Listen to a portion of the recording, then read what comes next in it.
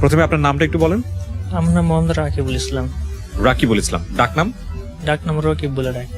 সবাই রকিব বলে ডাকে। বয়স কত এখন আপনার? এখন 25 থেকে 26 হবে স্যার। 25 থেকে 26। আপনার বাড়ি হচ্ছে কুষ্টিয়া জেলা মিরপুর উপজেলা। কুষ্টিয়া জেলা মিরপুর উপজেলা। গ্রামের নাম? গ্রামের নাম সারুটিয়া। সারুটিয়া? জি, সারুটিয়া গ্রাম, সাতিয়ান ইউনিয়ন। সাতিয়ান ইউনিয়ন। জি। আচ্ছা, ঠিক আছে। তো শুরু করেন আপনি যেখান থেকে বলার আছে। 25-26 বছরের আপনার যে জীবনের গল্প, সেটা তো আমরা জানতেই চাই আজকে। জি স্যার, আমি ছোটবেলা থেকেই আমার পিতামাতার ইচ্ছা ছিল যে আমি মাদ্রাসায় পড়াশোনা করব। মাদ্রাসায় পড়াশোনা আমাকে করাইতো, ভর্তি করেছিল, আমি পড়াশোনা করতাম। কিন্তু বাবা কি করতো আপনার? আমার আব্বা কৃষি কাজ করতো, আর পাশাপাশি একটু ব্যবসা বাণিজ্য করতো, এই যেরকম ধান, ভুট্টা, তারপরে এই পাট, এগুলোর ব্যবসা বাণিজ্য করতো পাশাপাশি। আচ্ছা, কয় ভাই বোন ছিলেন আপনারা? আমরা 2 ভাই বোন, আমি একা ভাই ছিলাম, আর আমার 5 বছরের বয়সে ছোট আমার একটা বোন ছিল। এক ভাই এক বোন ছিল? জি, এক ভাই এক বোন। তারপর? বর্তমানে এখন একটা ভাই হয়েছে আমার। বর্তমানে আরেকজন হয়েছে? জি স্যার। তারপর স্যার পড়াশোনা করতাম, করতে করতে আমি ধরেন স্যার নারকেল গাছে উঠলাম নারকেল পাড়ার জন্য। কবে এটা? দাখিল পরীক্ষার আগে? দাখিল পরীক্ষার আগে স্যার। ওকে। আর সেদিনের বার ছিল রবিবারের দিন। আর আমার আব্বা আম্মা বলে যে আমি নাকি রবিবার দিন জন্মগ্রহণ করেছি, আর সব ভালো মুসিবত আমার রবিবার দিন বেশি হয়। তারপরে আমি সেদিন জানতাম না। তারপরে উঠলাম সকাল 8টা 8:30টার সময় হবে সেই গাছে ওঠার সময়। গাছটা বেশি বড় না, 12 থেকে 13 হাত হবে। তো নারকেল গাছে উঠেছিলেন কি মানে নিজে ইচ্ছা করে নারকেল খাওয়ার জন্য, নাকি এমনিতে কেউ বলেছিল? রমজানের ঈদের 7 দিন আগে ওই আমাদের এলাকায় আবার পিঠাটা বানাই, পিঠা বানানোর জন্য নারকেল লাগে। তো এই নারকেলগুলো, পাকা নারকেল কিছু গাছে ছিল, ওইগুলো পাড়ার জন্য আমি উঠছিলাম।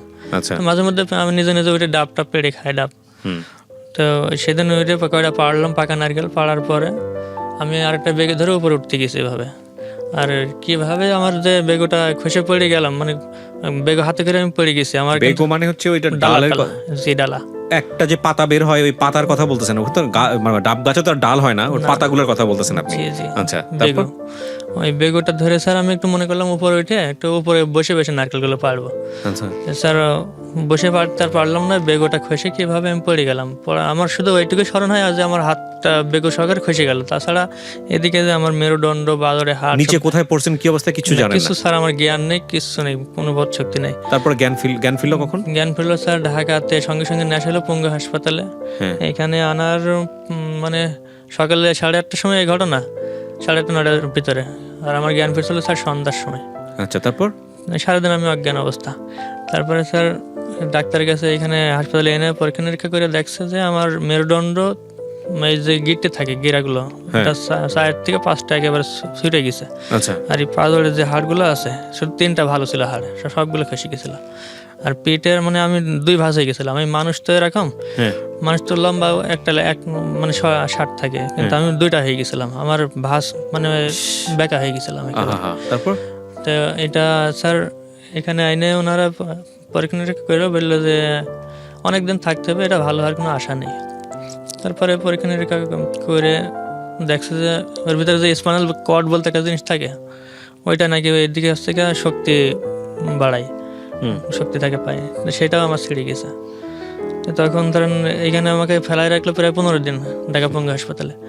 পঙ্গু হাসপাতাল থেকে এখানে ট্রিটমেন্ট আমাকে ভালো দিচ্ছে না এরা, শুধু একটু ওই 2 বেলা 2টা ট্যাবলেট দেয় আর এভাবে শোয়ায় রাখে বেডে। তা আমি তখন আমার আব্বা আম্মা বা আত্মীয়স্বজন যারা আছে তারা সবাই বললো যে এখান তো ট্রিটমেন্ট হচ্ছে না। তারপর গ্রামের লোকজন বলতে লাগলো যে ভালো একটা কবিরাজের কাছে নিয়ে যাওয়া হোক। তো বোকামো করে এমন একটা বুদ্ধির ফুল, এখান থেকে ধরুন আমাকে নিয়ে গেল রাজশাহী, শিকলা নামের জায়গা আছে একটা, রাজশাহীর দিকে শিকলা একটা বড় কবিরাজ আছে, সেই কবিরাজের কাছে নিয়ে যাওয়া হলো। কবিরাজের কাছে নিয়ে যাই, ধরেন কবিরাজ বললে গ্যারান্টি সহকারে আমি ভালো করে দেবো, ভালো করে। কবিরাজ বললো এটা? জি স্যার, এভাবে গ্যারান্টি নিল। নেওয়ার পরে স্যার আমি ওইখানে আমাকে এভাবে রাখা হয়েছিল 3 থেকে 3.5 মাস। 3.5 মাস, 3.5 মাস রাখার, শুধু আমাকে এভাবে মাঝে ফ্লোরে শোয়া রাখতো। আর পায়ের আঙুল থেকে শুরু করে এই যে সারা দেহ, মানে এই পর্যন্ত গাছ বেটে, কি গাছ বেটতো তা জানি, বেটে তেনা দিয়ে নেকড়া দিয়ে সব বেঁধে এমন অবস্থা করেছিল আমার দেহটাই, মানে এখনো সব চিহ্ন আছে, ঘা হয়ে পচে পচে গোস্ত সব খসে পড়ে যাচ্ছিল। তো এইটা দেখে স্যার এমনই আমার বাপ মা কান্নাকাটি শুরু করলো, আর আমি তো দেখতেই পারছি না আমার যে কি কষ্ট হচ্ছে স্যার। মানে আমি তো মানে এই পাশ থেকে এই পাশে একটু কাত হবো, মানে কাত ফিরবো, কাত ফেরার মতো আমার শক্তি নেই, আমি শুধু ষাট হয়ে পড়ে আছি। আহা। আর প্রসব পায়খানা তো আমার বিছানা হয়ে যাচ্ছে। আর আমার মুরব্বী একটা নানি আছে, সেই নানি আর আমার মা আমার প্রসব পায়খানা অনবরত মানে পরিষ্কার করতে আছে।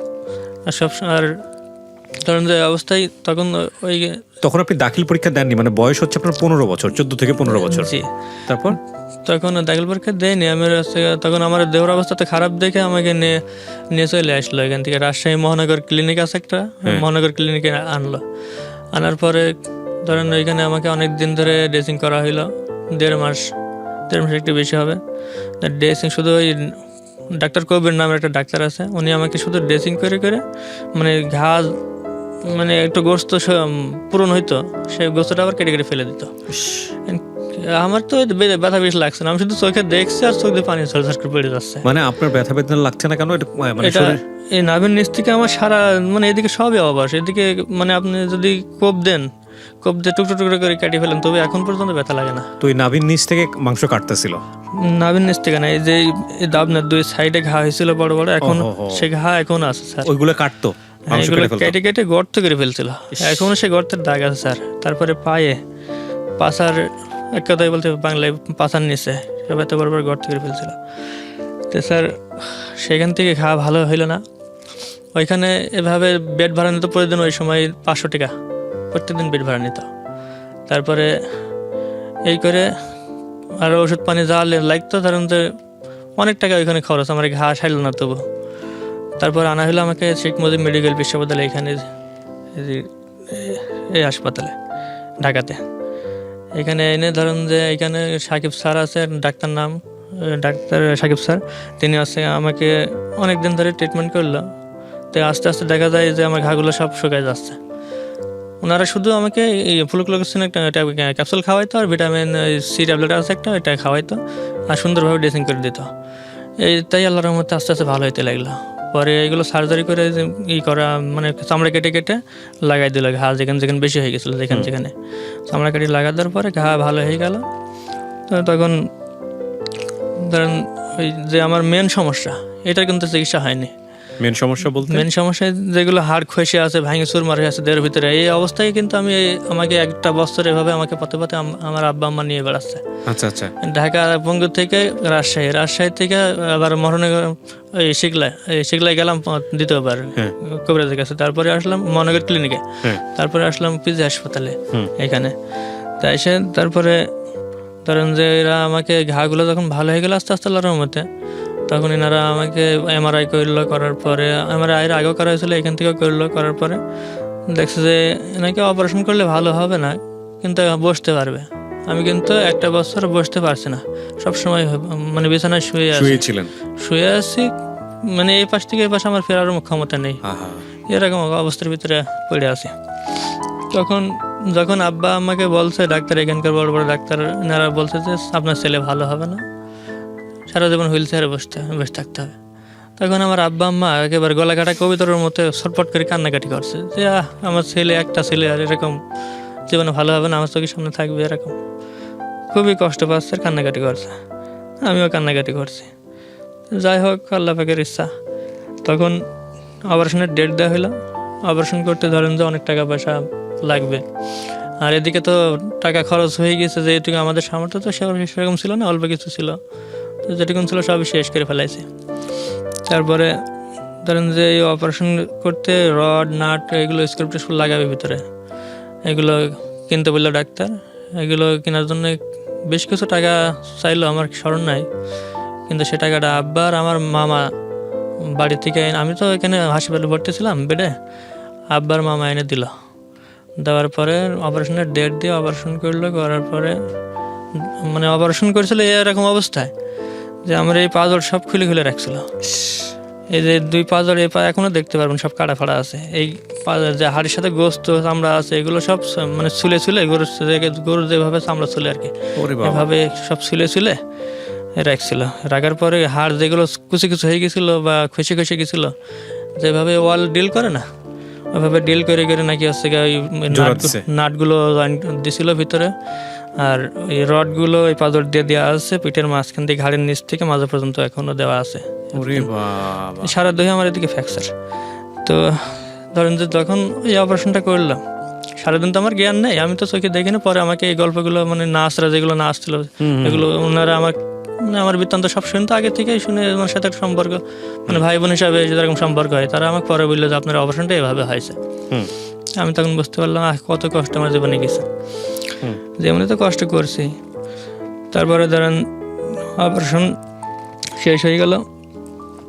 অপারেশন শেষ করার পরে আমাকে যখন ওই আলাদা একটা রুমে নিয়ে রাখা হলো, ওই রুমে স্যার যখন রাখলো আমার তো জ্ঞান আস্তে আস্তে ফেরছে। মানে সকাল 8টার সময় আমাকে অপারেশন থিয়েটারে ঢুকানো হইলো, আর সন্ধ্যার আগ দিয়ে মাগরিব আজান আগ দিয়ে আমাকে বের করা হইলো। এত সময় সারাদিন লাগছিল অপারেশন করতে। অপারেশনটা করে এনে আমাকে আলাদা যখন রুমে রাখা হইলো তখন আমার জ্ঞান আস্তে আস্তে ফেরছে। মানে জ্ঞান যখন ফেরছে স্যার তখন আমার মনে হলো যে দুনিয়ায় আর আমি নেই। এই যে ভিতরে এতগুলো জিনিস লাগানো হয়েছে আমাকে চিৎ করে শোয়াই রাখলো আইনে, আর ভিতরে মনে হচ্ছে যেন খেজুরের কাটার মতো একেবারে হিংসে আর একেবারে আমি ছটফট করে কি বকাবাদ্য যে করছি। আর মানুষ আমার হাতের গোড়ে যে আসে তাকে আমি মনে হচ্ছে যে খুন করতে পারলে আমি বাঁচতাম। আর আমার হাতে পায়ে সব রক্তের ব্যাগ, স্যালাইনের ব্যাগ ঝুলানো, এগুলো আমি টান দিয়ে ছিঁড়ে ফেলে দিচ্ছি স্যার। এত পরিমাণ কষ্ট আমার হতে লাগলো। যাই হোক স্যার, এরকম আস্তে আস্তে আমাকে ওনারা এরকম চিল্লাফাল্লা দেখে স্যার এই নার্সেরা আসলো, এসে আমাকে ইঞ্জেকশন দিল, ঘুমের ইঞ্জেকশন নাকি জানি না। আমার খুব ঘুম পাইলো তখন ঘুম টুম আসার পরে সকালবেলায় মানে আমি মানে তখন হচ্ছে সকাল পর্যন্ত ঘুম। সকালে উঠে আস্তে আস্তে দেখছি ব্যথা বেশ কমার পরে ধরেন আস্তে আস্তে ওই 15 দিন মতো আমার লাগলো আমার ঘাগুলো শুকাইতে, অপারেশনের ঘা পিঠে যেগুলো কাটা ফাড়া করছিল এই ঘাগুলো শুকানো মানে প্রায় শুকানো ভাব হয়ে গেল। তখন এই পিন মেরে সব আমাকে সেলাই করছিল, যেভাবে স্টেপলার পিন মারা হয় না খাতা বইতে, এই পিঠের মাঝখান দিয়ে সব সুতা সেলাই না কিন্তু পিন দিয়ে সব পিন দিয়ে সেলাই করছিল। পিনের দাগ এখনো স্যার আপনি দেখতে পারবেন যে কিরকম ভয়াবহ জিনিস। ওই পিন যে যখন আমাকে যেদিন কাটবে স্যার, সেই আমাকে যিনি কাটতে আসলো আমাকে বেডের, আমি তো উঠতে পারছি না তখনও, আমাকে জোর করে তোলা হলো। মানে বেডে আমি শুয়ে আছি, আমাকে জোর করে তুলে বসানো হলো। আর বসানোর সাথে সাথে স্যার আমি মাথা খেয়ে মনে হচ্ছে পড়ে যাবো, আমার চোখ টুক আন্ধার হয়ে যাচ্ছে, অন্ধকার হয়ে যাচ্ছে। এবার আমি যখন উনি আমার পিন একটা করে কাটছে, 30টা পিন উপরে 30টা পিন দেওয়ার ভিতরে 30টা সেলাই হচ্ছে ই করা, এই কি জাতীয় একটা সুতা দিয়া ওইটা কাটা লাগে নাই। কিন্তু উপরে যেগুলো পিন ছিল ওইগুলো পিন একটা ছোট মেশিন দিয়ে কাটছে। আর আমার মনে হচ্ছে জানো জীবনটা আমার বাড়াই যাবে এখন, এত পরিমাণ কষ্ট। এই 30টা পেন যে কুটকুট করে কাটছে, আর আমাকে মানে 7-8 জন এভাবে পিছনে সাইড থেকে ধরে রেখেছে জোর করে। আমি অস্থির হয়ে যাচ্ছি যে কি কষ্ট হচ্ছে, এমনিতে তো কষ্ট করছি বিছানায় পড়ে থাকি, তারপরে পেন যখন কাটা আস্তে আস্তে হয়ে গেল তখন আমি বেহুশ অবস্থায় বিছানায় আমাকে শুয়ে দিল, আমি শুয়ে থাকলাম। তার 3 দিন পরে আমাকে বাড়ি পাঠাইলো। বাড়ি পাঠানোর পরে স্যার আস্তে আস্তে এই ধরেন মা আব্বা বা আমার বন্ধুরা আছে গ্রামে, ওনারা দেখতে আসে। আমার আব্বাও একটু ধরে তুলে বসায় আমাকে, মাও তুলে বসায়, আমার বন্ধুরা এসে একটু তুলে বসায়। এই করতে করতে স্যার একটু বসা শিখলাম হুইল চেয়ারে। হুইল চেয়ার তো তখন আমার ছিল না, একটা হুইল চেয়ার একজনের ব্যবস্থা করে দিল। তো ওই হুইল চেয়ারে আমাকে বসা শেখানোর পরে ধরেন আমি বসতে পারি, কিন্তু হাঁটা চলার জীবনে আর শক্তি ফিরে পালাও না, আর পাবো না, এরকম ডাক্তার বলে দিছে। কিন্তু তখন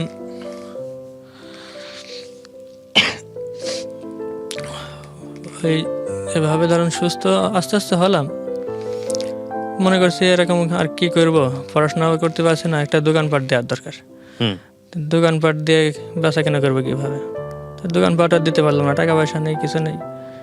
তো এভাবে শুয়ে থাকলাম বিছানায়, সবসময় শুয়ে থাকি। আব্বা আম্মারা এভাবে কষ্ট করে চলে, আর আমি দেখি আর কান্নাকাটি করি বিছানায় শুয়ে শুয়ে।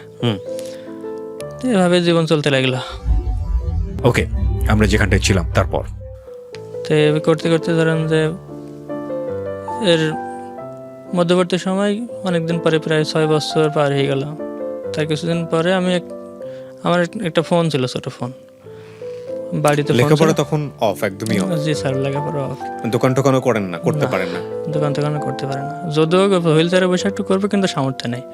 কিন্তু তারপরে যে একটা ফোন ছিল, ফোনে আমি এক জায়গায় কল দিতে গেলাম আমার এক খালার কাছে।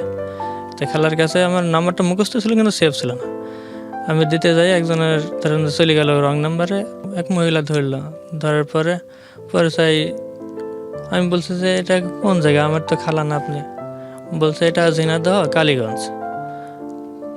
তখন আমি বললাম যে এটা রং নাম্বার, তাহলে আমি রেখে দিলাম। এই কথা, এইটুকুন কথা। আমি রেখে দেওয়ার পরে প্রায় 1.5 মাস পরে উনি আমাকে ফোন দিছে, দিয়ে আমাকে বলছে যে আপনি একদিন ফোন দিছিলেন, আমি সে কথা বলতে বলতে তখনও নাম জানেন না? না, আমি নাম জানি না। আচ্ছা। তারপরে আমি বললাম আপনি সে তো কথা বলার তো আপনার সাথে আমার প্রয়োজন নেই। বলছে কথা বলে সমস্যা কি? আমি তারপরে অল্প কটা কথা বললাম যে আপনার তাহলে বাসায় কোথায়, কি এরকম। তখনও বলছে কালীগঞ্জ, ঝিনাইদহ কালীগঞ্জ। আমি বললাম আপনি কি করেন? বলছে আমার বিয়ে শাদী। আমি বললাম আপনার বিয়ে শাদী হয়েছে নাকি? বললে হ্যাঁ, বিয়ে শাদী হয়ে গেছে।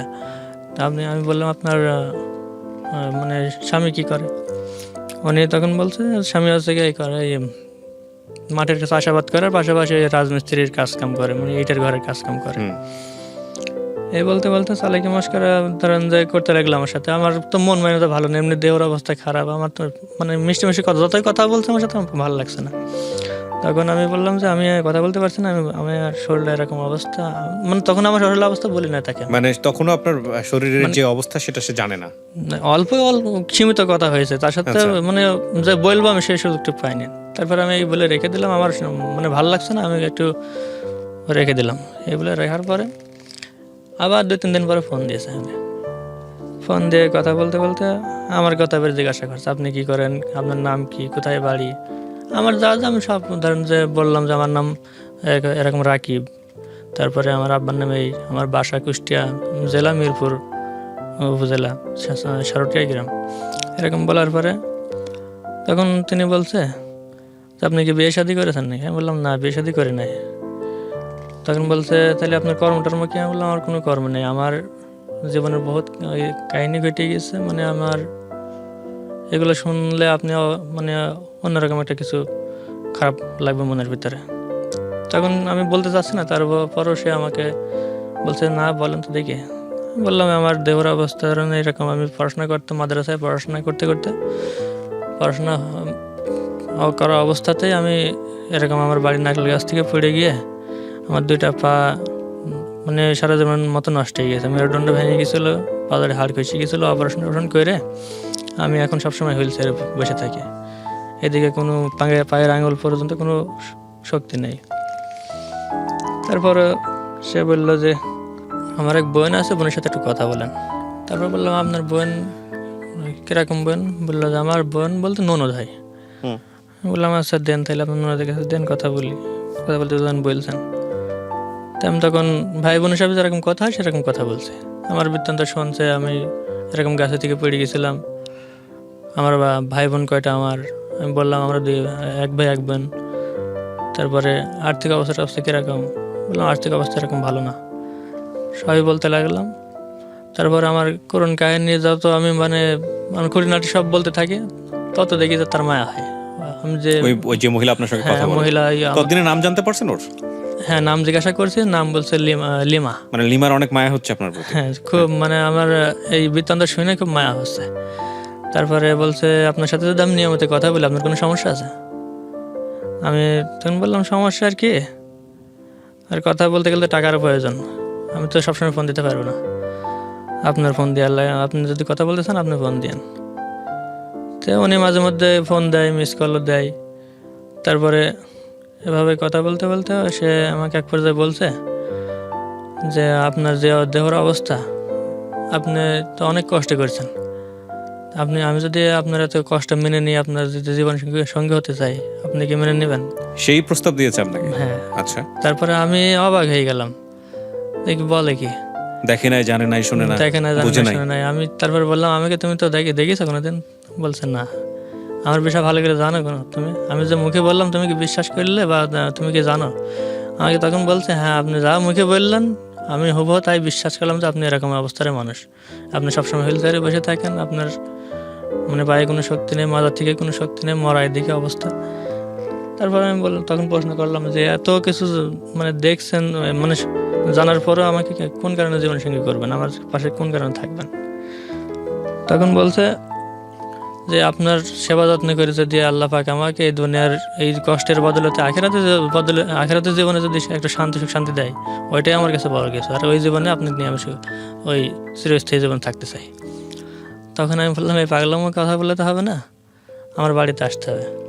যদি এতই ভালো লাগে আর আমাকে যদি এত সেবা যত্ন করে আমার জীবন সঙ্গী হওয়ার ইচ্ছা থাকে, আমি মুখে তো বললাম আপনার কাছে, আপনি আমার বাড়িতে আসেন। তখন পর্যন্ত কি উনি জেনেছে যে বিয়ে করা বা সংসার ধর্ম করতে গেলে শারীরিক সক্ষমতার যে ব্যাপারটা থাকে? আপনি নিশ্চয়ই আমার প্রশ্নটা বুঝতে পারছেন। জি জি, আমি এটাও বলেছি। হ্যাঁ, আমার যে শারীরিক একটা মানে ক্ষমতা, হ্যাঁ, যে প্রসঙ্গে যে ক্ষমতা, পুরুষত্বের যে ক্ষমতা, এটাও কিন্তু আমার নেই। এরকম খোলামেলা তাকে অনেক কিছু বলেছেন। মানে বিষয়টা হচ্ছে, দর্শক আপনারা বুঝে নেবেন, ওনার আসলে কোমরের নিচ থেকে পায়ের আঙ্গুল পর্যন্ত কোনো অনুভূতিই নাই। এবং উনি আমাকে দেখাচ্ছিল, আমি দেখাবো আপনাদেরকে ভিডিওতে, ওনার এই নিচের অংশে উনি যে কাপড় পরিধান করে আছেন তার নিচে বেশ কয়েকটা পাইপ আছে। এই পাইপগুলো দিয়ে ওনার আসলে মলমূত্র যায়। আমি কি ঠিক বলেছি? জি স্যার। আচ্ছা, তার মানে বিষয়টা হচ্ছে যে ওনার আসলে এই পাইপটা আপনার শরীরে কত বছর যাবত ঢোকানো আছে? এটা 9.5 বছর আছে। 9.5 বছর যাবত এই পাইপটা চেঞ্জ করতে হয় নাকি? হ্যাঁ, প্রতি 25 দিন 20 দিন 1 মাস পর পর বার্থডে ক্যাসেটার বলা হয়। মানে এটা কি ইউরিন পাস করার জায়গাতে লক করা আছে? জি স্যার। এটা শুধু ইউরিন পাস করা ছাড়া আর কোনো ধরনের কোনো ক্ষমতা নাই এটা? না স্যার। ও মাই গড, আল্লাহু আকবার। এটা আর কোনো ক্ষমতা নেই। এটা আপনি ওনাকে বললেন যখন উনি আপনাকে প্রস্তাব দিচ্ছেন? আমি বললাম আমার এইসব ক্ষমতাও কিন্তু নেই। তখনও তো একই কথার পরে যে আপনি এত কষ্ট করতে পারছেন আপনার জীবন নিয়ে, আর আমি আপনার পেশা থেকে একটু আপনার সেবা যত্ন করি, এইটুকু কষ্ট করতে পারবো না? আমি তখন ভাবতে লাগলাম, আল্লাহ তুমি হয়তো এরকম একটা মানে জীবন সাথে আমাকে হয়তো মিলা দিবা বা সেকে দেওয়ার একটা ব্যবস্থা করছো, এরকম একটা মনের ভিতর ধারণা আসছে। আবার মনের ভিতর হচ্ছে না, আমার জন্য একটা জীবনের মেয়ের জীবন নষ্ট হয়ে যাবে, এটা করবো না আমি। তো আপনি বললেন যে বাড়িতে আসতাম। হ্যাঁ, আমি সময় তো ফোন বন্ধ করে রাখছি, সময় তো ফোন দিচ্ছি না। আবার এই করতে করতে আবার এক সময় বললাম যে বাড়িতে আসো। তো বাড়িতে এসে আমাকে দেখো, যদি এতই ভালো লাগে, এতই যদি সেবা যত্ন করার ইচ্ছা থাকে, আমার সাথে সংসার করবা বা এই দুনিয়ার জীবনে আছে সুখ শান্তি চাও না, আখিরাতের জীবনে সুখ শান্তি চাও, এটাই তোমার কাছে বড় কিছু। আমি বললাম তাহলে আমার বাড়ি আসো, তোমার আত্মীয়-স্বজনের সাথে করে দেখিয়ে দাও আমাকে। ওকে, আমি এই জায়গা থেকে প্রিয় দর্শক এবং শ্রোতা, যেই মেয়েটিকে নিয়ে গল্পটা হচ্ছে আমি তাকে ফোকাস করতে চাই। এই সেই লিমা। জি স্যার। লিমা, উনি এখন পর্যন্ত যতটুকু বলেছে সত্য বলেছে? জি, সত্য বলেছে। জি। মানে উনি আপনি যখন ওনাকে এরকম প্রস্তাব দিয়েছেন যে ওনার সঙ্গে থাকতে চান, তখন পর্যন্ত কি আপনি জানতেন যে ওনার শরীরে এই সমস্যাগুলো আছে? উনি ফোনে বলতো, কিন্তু তারপরেও বিশ্বাস হতো কোনো সময় বিশ্বাস হতো না। যে বলতো আমি বাজারে যাচ্ছি কিংবা দোকানে বসে আছি, তখন বিশ্বাস হতো না। আচ্ছা। কিন্তু সময়তে আবার বিশ্বাস হতো যে এরকম হতে পারে। আচ্ছা। তারপরে আমাকে একদিন আসতে বললো বাড়িতে। হ্যাঁ। আমার মা আম্মুর সাথে করে, খালুর সাথে করে, খালা আর একটা আপুর সাথে করে দেখতে আসলো। এসে সেদিনকে উনি বাড়ি ছিল না, আমাদের মানে লজ্জায় বিষয়, এই জন্য আমাদের দেখাবে না বিষয়, বাজারে চলে গেছে, দেখা করবো না। তারপর ওনাদের বাসায় গেলাম, গেলে ওনার আম্মা রান্না টান্না করলে উনি আবার বাজার থেকে বাড়ি আসবে সন্ধ্যাবেলা। আমরা খাওয়া দাওয়া করলাম, গ্রামের সকলেই বললো যে এরকম ওই ছেলেটা ওরকম। তারপরেও আমরা খাওয়া দাওয়া করে চলে আসি। তখন আমি আপুর বলছি যে আপু, যার জন্য দেখতে আসলাম তাকে যদি না দেখি তাহলে কি কামে আসলাম এখানে? তখন আমি আপুর বলছি যে একটু দেরি করো, যাতে। মানে আপনার আপু? জি। আপনার নিজের আপু? না, খালাতো বোনকে নিয়ে গিয়েছিলেন? আচ্ছা, তারপর? আমি বলছি আপু, মাদের একটু বলো যে একটু হালকা একটু দেরি করে, যাতে বাজার থেকে আসলে মানে আমরা দেখা করে চলে যেতে পারি। আচ্ছা। তারপরে ওনার কাছে ফোন দিচ্ছি, ফোন দেওয়ার পরে আর কি বলছে আসি সন্ধ্যা লেগে যাচ্ছে, আমরা আবার বাড়ি আসবো। তারপরে আসলে দেখা করলাম, দেখে টেকে আমরা চলে আসলাম। তো যখন দেখলেন তখন তো জানলেন যে আসলেই বাস্তবই হচ্ছে এনার এই অবস্থা? দেখার পরও মারা সবাই বললো যে এখানে বিয়ে দেবো না, করতে হবে না। তারপরে চলে গেলাম বাড়িতে। প্রথম দেখাতে কথাবার্তা হয়েছিল ওনার সঙ্গে? কি কথা হয়েছিল রকিব ভাই প্রথম দেখাতে? কথা হয়েছিল, উনি আমাকে বলে গেল যে আলাদাভাবে আমার কাছে আসলো, মানে আলাদাভাবে কথা বলছে আমার আব্বা আম্মা যদি নাও দেয় বিয়ে, আমি তবু তোমার এই অবস্থা থেকে তোমাকে আমি বিয়ে করবো। আচ্ছা। আমি তখনও তাকে বুঝালাম, না তুমি বিয়ে করো না আমার সাথে, তুমি তোমার আব্বা আম্মা যেটা বলে সেটাই করো। তো আপনি এরকম জেনে শুনে আগুনে ঝাঁপ দিচ্ছিলেন কেন? মানে প্রয়োজনটা কি ছিল? প্রয়োজনটা মানে প্রথমে ফোনে কথা এই যে বলতে আমার বলতে কষ্ট ভালো দেখে। লেগেছে, প্রেম করেছি ধরেন, হ্যাঁ। করার পর প্রথম প্রেম করেছি এই কারণে আর কি ওনার কষ্টের কথা সব শুনেছি, শুনে আমার খুব কষ্ট লেগেছে। এই কারণে ভেবেছি যে ওনার সাথেই জীবন সঙ্গী করে সারা জীবন থাকবো। কিন্তু মেয়েদের তো একটা স্বপ্ন থাকে মা হওয়ার, মেয়েদের একটা স্বপ্ন থাকে সংসার হবে, বাচ্চা কাচ্চা হবে। সেটা স্বপ্ন থাকে, তারপরও এই প্রশ্নটা নিশ্চয়ই আপনার ফ্যামিলিতে অন্য কেউ আপনাকে করছে, সবাই বুঝাইছে করছে, নিশ্চয়ই। বোঝায়, এখনো বোঝায়, তারপরেও আমি অতটা শুনি না। ওই সময়টাতে আপনি শোনেন নাই? ওই সময়ও শুনি না, এখনো এখনো বাড়িতে গেলেই শুনি। আমাকে আসতে দিতে চায় না। ভাই আছে, আব্বু আছে, মা আছে, বলে যেতে হবে না ওখানে, এখনো চলে আসলে ভালো জায়গায় বিয়ে হবে। আমরা একটু আপনাদেরকে, প্রিয় দর্শক, আমরা জানি নিশ্চিতভাবেই যে আপনারা যে ভিডিওতে যতটুকু দেখতে পাচ্ছেন ততটুকুতে আসলে পুরোপুরি রকিবকে আমরা তুলে ধরতে পারিনি। তারপর কি হলো? উনি বলতেছিল বিয়ে করবে, তারপর আপনি কি করলেন? তখন আমি বোঝাই বাড়িতে পাঠাই দিলাম। আর আম্মা যে আসছিল আর কি, আম্মা, খালু, খালাতে বোন আসছিল। আমি বললাম বাড়িতে চলে যাও ওনাদের সাথে যাই, তারপরে ওনারা যা বলে সেটাই করা। চলে গেল তখন, বোঝানোর পরে চলে গেল। আর বাড়ি ভর্তি তখন একেবারে আমার মানে বাড়ি ভর্তি মানুষ, গ্রামের যত মানুষ সবাই অবাক চোখে দেখছে আমার এই বিষয়টা। মানে একটা মেয়ে ভালোবেসে হ্যাঁ, চলে আসছে, ভালোবেসে এগুলো চলে জেনে এসছে শুনে। মোবাইলের মাধ্যমে। এক কথায় মেম্বার, গ্রামের মেম্বার, চেয়ারম্যান সহ সবাই চলে আসছে। চলে আসছে, এরকম অবাক একটা বিষয় দেখতে। তারপরে হ্যাঁ, সবাই মিলে বোঝালো, আমিও বুঝাইলাম যে তুমি চলে যাও। তো কানতে কানতে চলে গেল, এনে চলে গেল। যাওয়ার পরে মনে হয় 12 দিন কি 13 দিনের মাথায় আবার উনি একা একা চলে আসে আপনাদের বাড়িতে, হ্যাঁ। আমরা যেখানটায় ছিলাম। তারপরে এসে এমনই তার কথা, এক কথা যে আমি যাকে জীবনে একবার ভালোবেসেছি তাকে আমি বিয়ে করবো। তার অবস্থা এরকম তো আমি দেখলাম, আমার বাপ মা দিবে না, বাপ মা না দেওয়ার পরও আমি তাকে বিয়ে করব। তো তখন ধরেন আবার ওরকম মানুষ গুছাইলো সব বাড়িতে। তো সেদিন আরও বেশি মানুষ এলো। তো পুনরায় আবার সে মেয়ে চলে আসে। কি ব্যাপার, আল্লাহ পাকের কি একটা কারিশমা চলছে এর ভিতরে। এরকম একটা জীবনের, আমার যে জীবনের অবস্থা, দেহের অবস্থা, এই অবস্থা থেকে কোনো মেয়ে কি আসে বিয়ে করতে? এরকম ভালো ছেলে দেখলেও তো এরকম অবস্থা মানে পুনরায় আবার আসতে চায় না। প্রেম এমন জিনিস। তারপরে সে আইসে বলছে যে বিয়ে আমি রাকিবের বাড়িতেই করব। তার বাড়িতে করে তার বাড়িতে সারা জীবন থাকবে, এখান থেকে দরকার আমার বাপ মার বাড়ি আর কোনোদিন যাবো না। আমার বাপ মা যদি আমাকে ত্যায্যপুত্র করে তাও আমি মেনে নেবো। এটা লিমা বলতেছে? লিমা বলছে, আমার স্ত্রী বলছে। ওকে। তো তখন ধরেন যে কি করা হবে, আর তখন গ্রামের লোকজন তো আর কেউ পারলো না তার সাথে, তার কথার উপরে আর কোনো কারোর কথা চলছে না। এবার মন্ডল মাতব্বার আমি সবাই মিলে বোঝাবার কোনো কাজ হলো না। তখন কি হলো, মোল্লা দেখে কাজে ডেকে বিয়ে দেওয়া হলো। কত সালে এটা? এইটা 17 বলছিল না, 17 সাল চলছিল। 2017 সালে 17 সাল বিয়ে করলো আপনাদেরকে? 17 কিছুদিন সালে। পর 18 সাল পড়েছিল। আচ্ছা, 17 2017 সালের শেষের দিকে বিয়ে হলো আপনাদের? জি। সেদিনকে বিষয়টা খুবই আমার কাছে কষ্টকর। জীবনের তো কষ্ট করছি, আর তো কষ্ট করেছি, অনেক করছি, এখনো করছি, কিন্তু সেদিনকার বিষয়টা আরো বেশি আমার কাছে কষ্ট লাগছিল। তাকে তো আগে বলছিলাম আমার এই অবস্থা দেওয়ার, যে তারপর সেই রাত্রে আমি তাকে বললাম, বিয়ের প্রথম রাত? বোঝালাম, জি বিয়ের প্রথম রাত। যে আমি তো তখন বিছানায় শুয়ে, তখন শোয়া অবস্থাতে আমার মানে বিয়ে পড়ানো হলো। আমি যে বসে থাকবো সেই দিন কিন্তু আমি, শরীরটা আমার অসুস্থ, শোয়া অবস্থায় বিছানার উপর শুয়ে আছি, অবস্থাতেই বিয়ে পড়ানো হলো। তখন ওই দিনগত রাত্রে যখন প্রথম বিয়ের রাত, তখন আমার কাছে যখন উনি আসলো, মানে মন টন তার ভালো না, তখন বিয়ে যদিও করে তো তখন মনের ভিতরে একটা যে এই যে একটা দুঃখ কষ্ট থাকারই বিষয়। আমি তখন তাকে বুঝাইলাম যে তুমি তো আমার কাছে সব শুনেছো, জানিসই, তো এটাকে মেনে নিয়ে চলতে পারবে? এই যে একটা পাগলামো কাজ করলে সারা জীবন কি চলতে পারবা? আমি বলছি আর কাঁদছি, চোখ দিয়ে পানি ঝরছে। তখন সে আমার চোখের পানি মুছাচ্ছে আর সেও কান্নাকাটি করছে।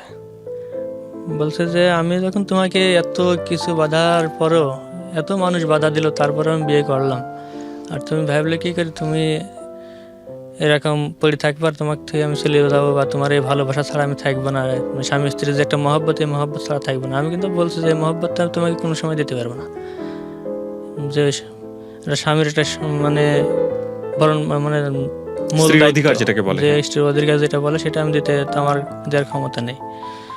বলছে আমি তো সেটা শুনে জানি শুনে তোমাকে বিয়ে করলাম, ওটার দিকে আমি আর আগ্রহী না।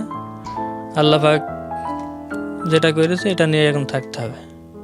ধরুন যে সে আমাকে উল্টা বুঝাচ্ছে যে আল্লাহ পাক তোমাকে যে যেরকম করেছে এটা নিয়ে মানে নিয়ে তো আমি বিয়ে করলাম, এই অবস্থাতে আমি যদি থাকতে পারি তোমার সমস্যা কি, আমাকে আমার স্ত্রী তখন বলছে। তো তখন আমি বলতে লাগলাম যে যদি থাকতে পারো বিয়ে যখন করলে থাকো, সালানু মালিক তো আল্লাহ পাক। তখন এই করতে করতে ধরেন যে ভালোই আমাকে সেবা যত্ন করছে।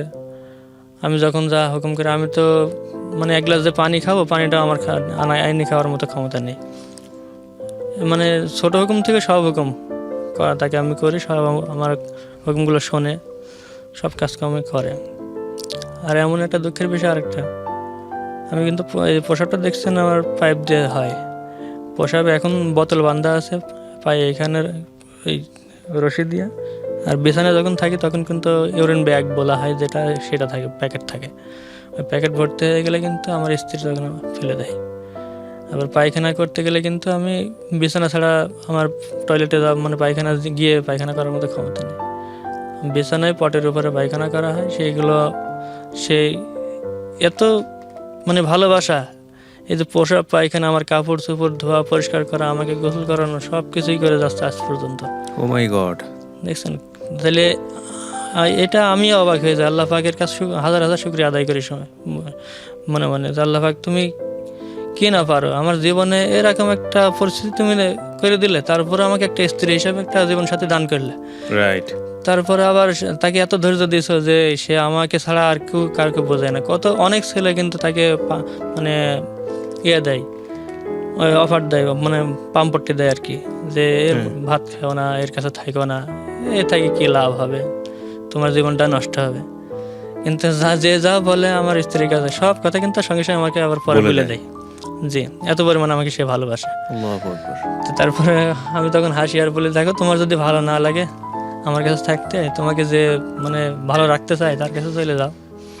তখন আমাকে বুঝাই, পাগল হয়েছো, এতদিন গেলাম না, আর জীবনে যেটা ওয়াদা করেছি, তোমাকে ভালোবাসেছি, বিয়ে করেছি, ওয়াদা করেছি সারা জীবন তোমার কাছে থাকবো, তোমার সেবা যত্ন করবো, এই ওয়াদার পরে আমি থাকবো। আমাকে সে এরকম বোঝায়।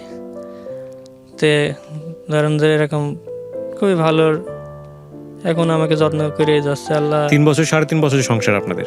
লিমা 3.5 বছর যাবত সংসার করতেছেন ওনার সঙ্গে, তাই তো? জি। তো এই 3.5 বছরে আফসোস হয় না কখনো যে একটা ভুল সিদ্ধান্ত নিয়েছেন? কখনো এরকম মনে হয় না? মনে হয়, তারপরেও মনকে বোঝায় তখন যে করে ফেলাইছে, এখন আর কি করার। হ্যাঁ, করেছি, তারপরও এখন যদি চলে যায় বা গ্রামের লোকজনও বলবে যে আরেক জায়গায় বিয়ে করলেও বলবে যে ওই মেয়েদের 2 জায়গায় বিয়ে হয়েছে, এরকম আরেক জায়গায় বিয়ে হয়েছিল, এইসব ভেবে তখন আর যায় না, যে যাব না, এখানেই থাকি। মেয়েদের বিয়ে তো একটাই, বারবার তো বিয়ে হয় না। আচ্ছা। এইসব ভেবে আমি আর যাই না, যে যাব না কখনো। বাচ্চা কাচ্চার কখনো লোভ হয় না? হয়, কিন্তু তারপরেও মনকে তখন ওই যে বোঝাই, বলছি লোভ সব কিছুরই হয়, কিন্তু তারপরেও নিজেকে নিজে বোঝাই যে কপালে যখন এটা হে আছে, এটার পরেই থাকতে হবে। সংসার চলে কিভাবে আপনাদের? উনি কাজকর্ম কিছু করে?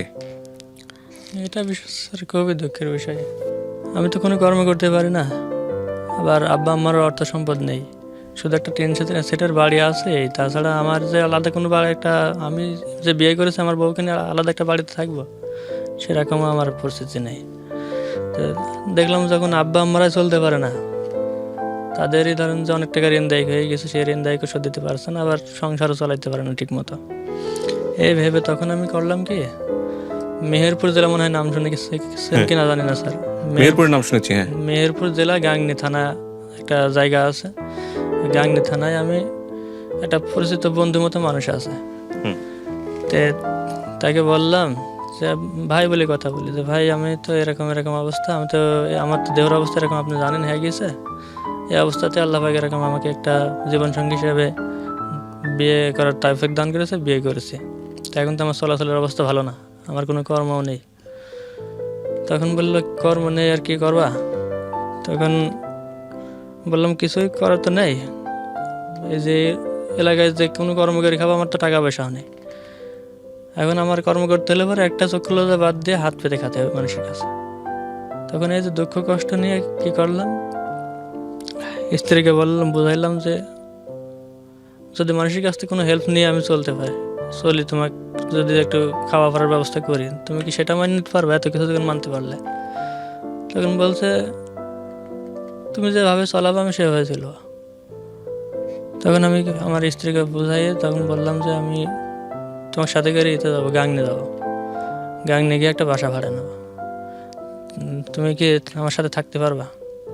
তখন ওই সে মেহেরপুর জেলা গাংনিতে, গাংনি থানা, ওই গ্রামের নাম মালসাদা, পূর্ব মালসাদা গ্রামে একজন আতু মাস্টার নাম করে ওনার বাড়ি, একটা ছোট পুরাতন বাড়ি, ভাঙাচোরা বাড়ির মতো ভাড়ায় নিলাম। যাই আমার স্ত্রীকে নিয়ে গেলাম সাথে করে, গিয়ে বললাম যে তুমি চক্ষু লজ্জা করো না, ঘরে বসে নামাজ কালাম পড়ো আর ইয়ে করো, ওই কাগজের প্যাকেট বানানো, যে মানে বই খাতা দিয়ে কাগজের প্যাকেট বানানো হয়, ওই প্যাকেটগুলো আমি শিখাই দিলাম বানানো। উনি বাড়িতে বসে বসে প্যাকেট বানায়, 50 টাকা 60 টাকা ইনকাম হয় ওনার প্রতিদিন। তারপরে আর আমি বললাম যে আমি তো এটা করলে পরে আমার প্রতিদিন তো ওষুধ লাগে 300, 350, 200 এরকম প্রতিদিন ওষুধ লাগে, ওষুধ তো সারা জীবন খাতেই হবে আমার, তারপরে সংসার চালাতে হবে। এদিক বাপ মা খুব কষ্ট আছে, বাপ মার একটু দেখার দরকার।